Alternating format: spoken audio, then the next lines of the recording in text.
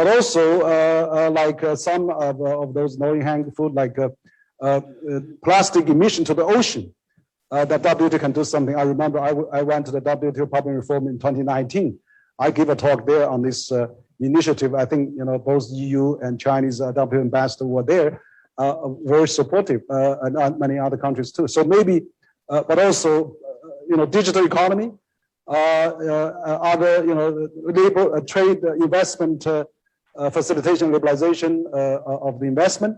So those new things, I think we could probably push forward. So I don't know, Randy, maybe we can have a more further discussion on those issues that you can give your opinion as well.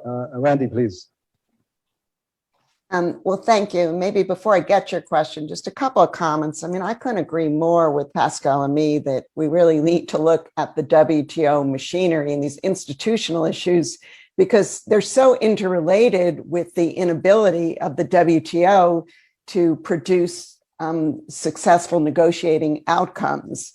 And so, the approach that the WTO followed, for its early years with respect to needing consensus to arrive at decisions, to focus on this MFN principle that all benefits from a negotiation should be applicable to all members, and the issue of, frankly, LDC self-selection. I think all three of these issues are perhaps outdated now, and they seriously need to be looked at. And, Henry, you mentioned the fish subsidies negotiation. Well, one of the major stumbling blocks in that negotiation, frankly, from the US perspective at least, and I think Europe and others, is this whole issue of developing countries, including China, wanting to be treated as developing countries and therefore not assume, full obligations. And so I just wanted to make the link between these institutional issues, which sound very kind of wonky. They're so interrelated with where we see the WTO today. So I think it's important that we look at these issues. And in my view, I think the only way forward is to allow for subsets of WTO members to meet, to negotiate, to agree on outcomes, to share the benefits just among those parties, but at the same time to invite other parties to join and to offer them the technical assistance that might be needed to get them to be in a place where they can participate. So I wanted to make that point. The second point, Henry, you mentioned a bit about China's accession to the WTO. I am a firm believer that that was the right decision for the United States at that time to be a supporter of WTO accession. And when I look at the important legal and regulatory changes that China made at that time, how it opened and reformed its economy, how it became, as you mentioned, kind of a global trade force, and it's brought benefits to the international trading environment. I don't disagree with any of that, but I also think now when we, here we are in 2021, changes need to be made, updates need to be made if indeed this system can be credible and can continue to function as a major force in the WTO rule-making process. When China joined the WTO, I don't think there was any expectation that that there wouldn't be updates to the WTO rules. In fact, there was a new round that was launched at that time under the leadership of Pascal Lamy, and I think the expectation was that rules would be updated, there'd be new market access commitments, we would, continue to update the subsidies rules or introduce rules on state-owned enterprises. But we all know the history, none of that's happened. So here we are, and the status quo on these issues just doesn't work anymore. So looking ahead, again, I think it's critical that China join others that want to see some changes in these rules to better reflect and govern the types of trade practices that China and frankly, some other countries as well are pursuing in 2021, looking to the future. Now, with respect to your question, where can China and the US and frankly the EU and other major countries, where can we cooperate when we look at this WTO agenda? Where can we collaborate, or where do our interests align? There are some areas. I think number one, fish subsidies is an area where we should be working together. I think it's very important that an agreement be reached on fish subsidies for the WTO's credibility. That's going to almost be the litmus test for MC12. If there's not a fisheries subsidies negotiation, then I think the headline's going to be, the WTO can no longer produce negotiated agreements. But I think here we need to have an honest discussion about the special and differential exceptions, but we also need to make sure it's a meaningful agreement, that it doesn't just lock in the status quo. We should all be taking on obligations which actually address a real problem, and that is overfishing and oversubsidization. And this is severe environmental impacts. I think in the area of e-commerce, we have some shared interest. If we put some of the big issues where we have differences, like free flow of data or data localization, there are areas, particularly with respect to trade facilitation and digital trade, where I think we have shared interest, and maybe those are areas where we can work together. On COVID recovery, I know there are differences between our governments, but I also think when you look at just the trade aspects, there are areas where we can work together. The United States now is in support of a TRIPS waiver, but it's a TRIPS waiver for vaccines. I don't think this is the end-all be-all issue for COVID. I think it's just like one part towards a COVID response, but China supports this initiative as well. And I think we could work together with the authors of this initiative to try and limit it and make it workable so we could have a meaningful outcome in this area. And I would finally just put on the table, I think it would be important for the multilateral trading system if the United States and China can find a way to start taking, I would call them baby steps towards lifting some of the tariffs that we have in place against each other's imports. Whether we could just limit that to the medical sector, pick out some environmental products, or just, reciprocally lift some tariffs, I think that could be a real shot in the arm for the WTO going forward. Because as we know, we both know the history here, but let's be honest, these tariffs are not helpful for either country. And they're also, they kind of undermine the relevance and the credibility of the World Trade Organization if the two largest economies, have such substantial trade barriers in place between each other's imports. Yes, thank you, Wendy. I think absolutely at your last statement that is all expected and extremely expected and welcomed by many business community, because lifting the tariff, imposed by Trump administration on China, and also China can lift some of that in response. It would be a really great idea to show that both U.S. and China are supporting the multilateral system, supporting the free trade and the free flow of the goods. So that is absolutely important. I totally agree with you. I think that is really what we need, and also. And on the other issues, I think we probably really need to get coordination of the major trading powers like U.S., China, and EU. So Pascal, I mean, you are the have been spending so many years at WTO, managing that organization, and also, of course, what do you think about this appellate bodies thing? We still haven't got that fixed, and also, of course. I mean, just now Wendy mentioned about this patent. For the COVID-19 to get really lifted, we published.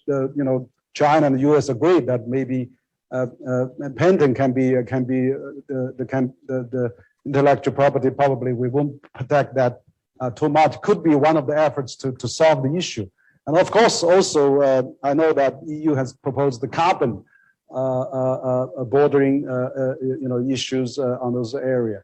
So perhaps you could elaborate, including the comment that question we raised before.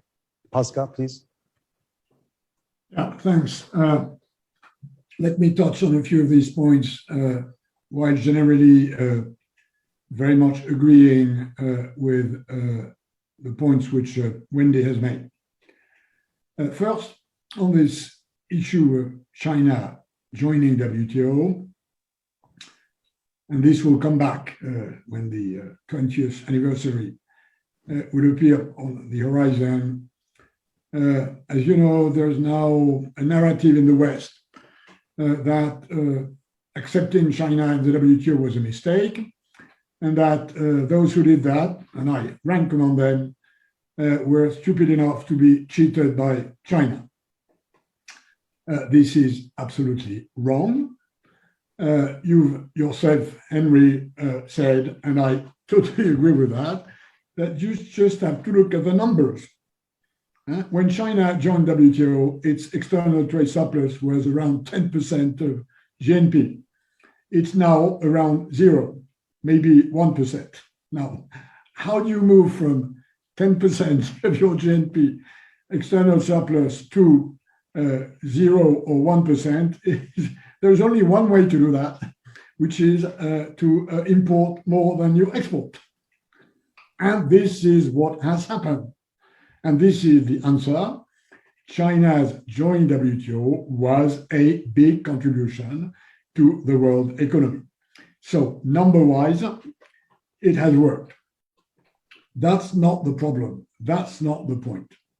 Where there is a problem, which I think we have to recognize looking back 20 years ago when this deal was done, is that the assumption at the time, and I remember my conversations for closing the deal between China and the European Union with Premier Zhu Rongji, who I think is no secret was a reformist. The assumption was that as time would go, long term, China would converge with the dominant global market liberal system. And this is what did not happen, or more precisely, it happened roughly during the first 10 years of China joining WTO, and then in the next 10 years, which are the ones of the last decade, China diverged from this convergence road, which had started with Deng Xiaoping deciding China would rejoin the world economy. And this is where we have a problem. I think the real problem with WTO versus China, or China versus WTO, is that China professes an exceptionalism as compared to global market capitalism, which then creates issues in terms of competition. This is why we need better, more precise rules on what we Europeans call state aid. And we Europeans know this problem. When the common market was created in the 1950s, part of our economies were still more nationalized than others. And the deal that was done at the time, notably between Germany and France had 30% of its economy nationalized. Germany had 5%. And Germany said, okay, I'm okay to open trade with France, but provided we have a system that regulates state aid with a specific body, which was the European Commission, in charge of controlling whether state aids are or not an unfair competitive advantage. So that's where we have an issue. It's not about joining, it's about the fact that 20 years after China joining, China is more of an exception vis-a-vis the rest of the world than it was at the time. As far as the issue of leadership is concerned, which you mentioned, Henry, I totally agree that there is a leadership issue, but that the solution to this leadership issue lies in changing a principle, which is that WTO is member-driven. Member-driven is a reason for poor leadership. Now, not that it should not be member-driven at all. What, in my view, should happen is what happens in other normal international organizations, is a better balance between the authority of the members and the authority of the DG and the Secretariat. This member-driven should be changed to co-driving the organization, members on the one side, they decide, not the DG, not the Secretariat, but the DG and the Secretariat must be given the authority to table proposals, to identify issues, to look into options like any other international organization. This rebalancing is something which is necessary, and I think the WTO would be much more efficient if it was recognized that this member-driven is partially transformed into DG driving. Again, the legislator will remain the member states at the end of the day. On issues looking forward, I agree with what Wendy said about the digital. Of course, with what she said about fishery subsidies. It's only now a question of what are the exceptions in the name that artisanal poor fishermen should not be submitted to these rules. And the question is, what's the border between artisanal and coastal fishing for poor fishermen and big fish, big tuna in the Pacific, big China, big Korea, big Japan? And this is an issue that still needs to be solved.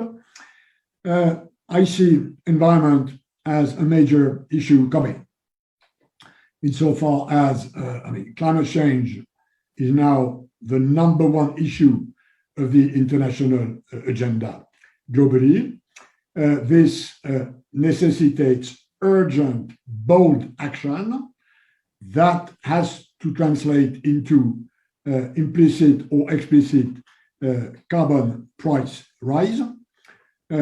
And this, as long as there will not be a sort of global agreement on a global implicit or explicit carbon price around 100 or 120 euros, which is what economists tell us would be the right price for internalizing the negative effects of production systems in CO2 emissions, there will be different ways to address this problem, depending on countries, constituencies, hence a necessity to adjust these different systems.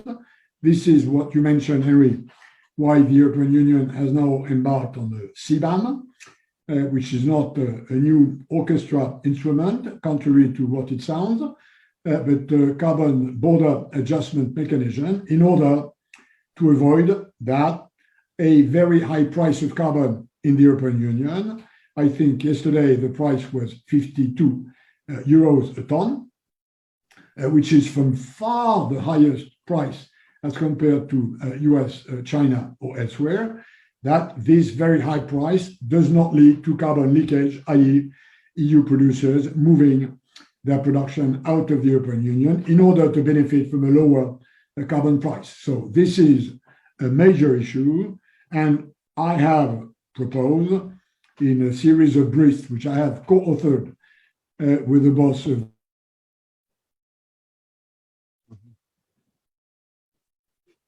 Yes. That would allow countries having different views on how to increase carbon price, whether it's through tax, whether it's through permit emission exchanges, whether it's about regulations, to compare the way they progress in order to smooth the inevitable trade friction that differentiated carbon pricing in different countries will lead. On TRIPS and COVID, I basically agree with what Wendy said. My own view, for what it's worth, is that there are already sanitary exceptions in the TRIPS agreement that provide for compulsory licensing in case of health emergency. We have a clear case of health emergency. What needs to be done is to make sure that the existing compulsory licensing systems work, whereas some view that it doesn't work quick enough. I think it's not a question of overhauling the TRIPS agreement. It's a question of looking at how these exceptions, which are already provided, there are already waivers to intellectual property in the TRIPS agreement in case of health emergency. The question is, do these processes, as they are structured in the TRIPS agreement, allow for quick implementation of these compulsory licensing, whether for domestic production or whether for imports? And finally, on your question about the appellate body, Henry, there is a structural problem and there is a more easy to fix problem. The structural problem takes us back to the issue of whether WTO is able to adjust, to reform, and to adopt new updated rules. As long as the rules remain what they were in the 90s, you have a growing gap between reality and old rules, and inevitably in a dispute settlement system, it belongs to the judge to adjust to this reality. Old rules and new realities can only be reconciled within a dispute settlement system by judges interpreting old rules so that they can match new realities. So the real solution to fix the problem of whether or not the dispute settlement engages in judicial activism is to restart, reboost, rework the rules-making system so that the gap between reality and rules is narrowed. This will leave much less room to judicial activism or pretended judicial activism. On this second part of the problem is probably not that difficult to fix. I believe the US are not always wrong when they say that sometimes some rules of WTO were interpreted in a way that can be criticized. I mean, if the US would say that about cases they won, it would be more convincing than the US saying this only when they lost cases. If you only criticize the judge when you lose cases and never when you win, there's something there which is a bit strange. But let's leave that aside. There are, in my view, many ways to fix these problems if the willingness of the US is to rejoin the dispute settlement system. There are many ways to address these problems. And by the way, the US are not the only country that believes that from time to time, the judges may err in interpreting WTO rules. And this takes me to my final point, which I believe the three of us, Wendy, you and me, can agree, which is that in order to fix this problem, of course, working closely between US, China, and EU is the key. The European Union, to the difference of China and US, is not a full-fledged sovereign, as we all know. But sovereignty about the European Union depends on which topic you consider. But trade is one. Trade is an area where EU has authority, has sovereignty, has size, as well as US and China. And I think this inevitably should lead to fixing a number of these problems within this sort of G3. Not that they should decide for others, but if there is a consensus between US, China, and Europe, I would be very surprised if this would not transform quite soon into a WTO consensus. Over to you. Thank you, Pascal, for your very stimulating but also forward-looking comments and recommendations. Yeah, I think that first I want to thank both Wendy and Pascal praise China join WTO and also think that is the right decision.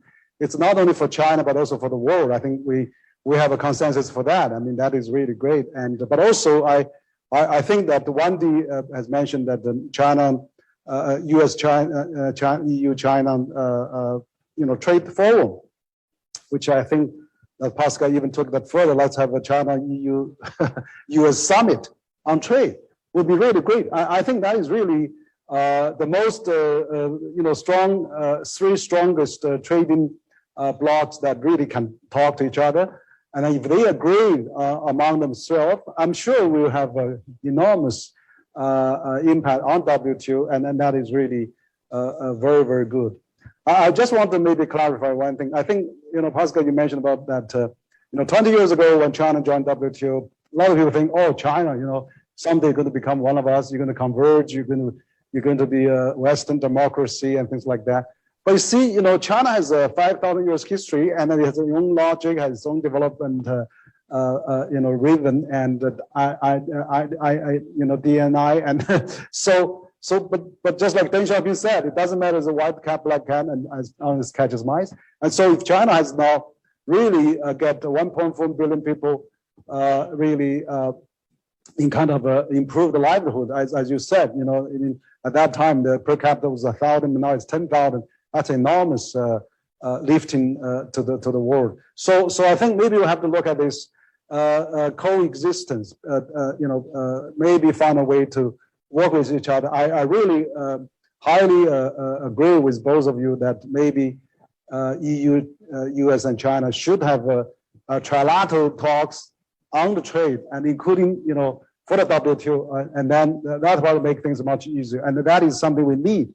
Particularly during the COVID time, we need a high-level dialogue. We need particularly those areas that is such a vital to the world global economy.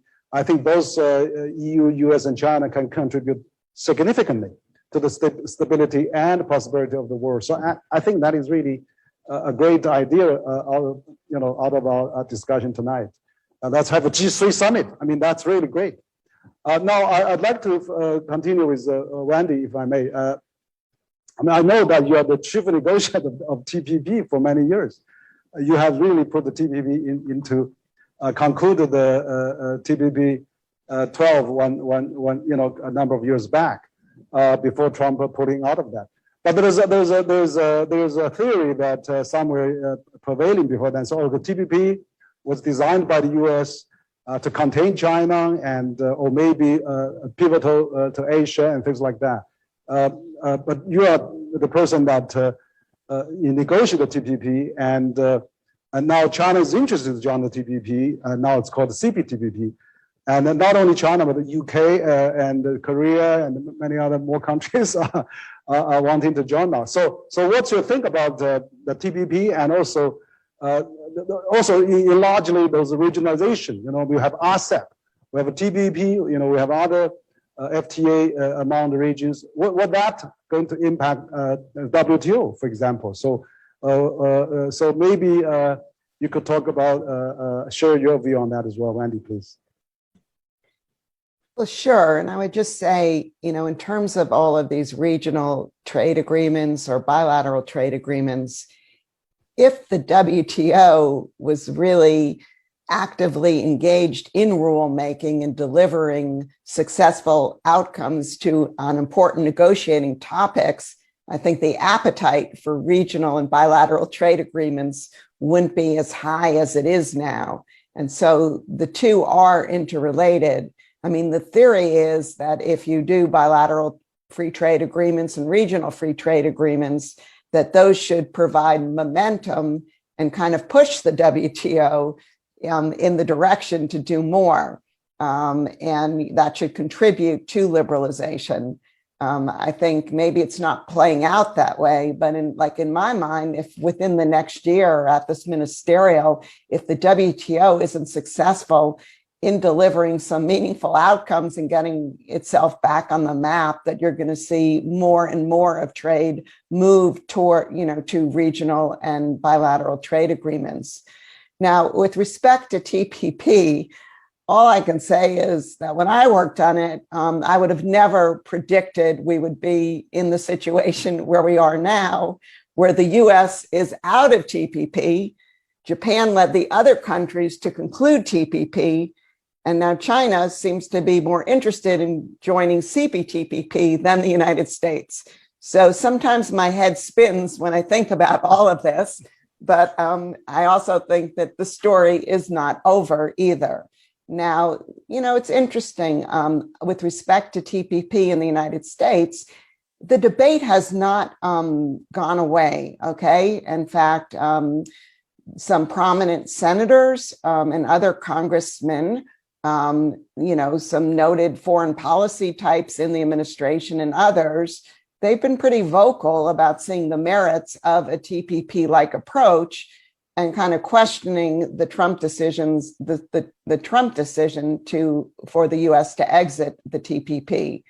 So the debate continues, and if you carefully look at statements from the administration with respect to TPP, they're almost endorsing the approach of working with like-minded countries to set rules, standards, and norms, while also distancing themselves from the actual contents of what was in the TPP.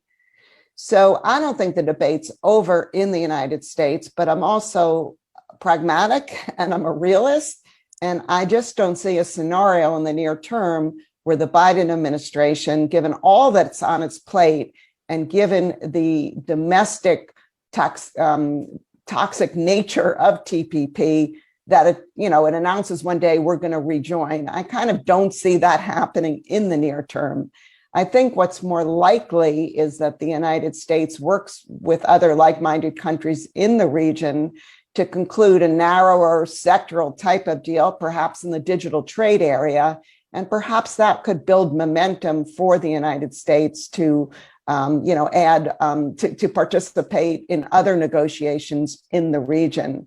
But I'm a firm believer, the United States, we need to get back in the trade space in the region, helping to shape the rules, the norms, and the standards. It's happening without us. We're not benefiting from it.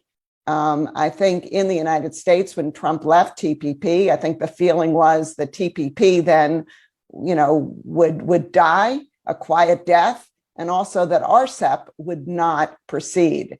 And, clearly the opposite's happened. CPTPP is in effect. The UK now is formally in accession negotiations.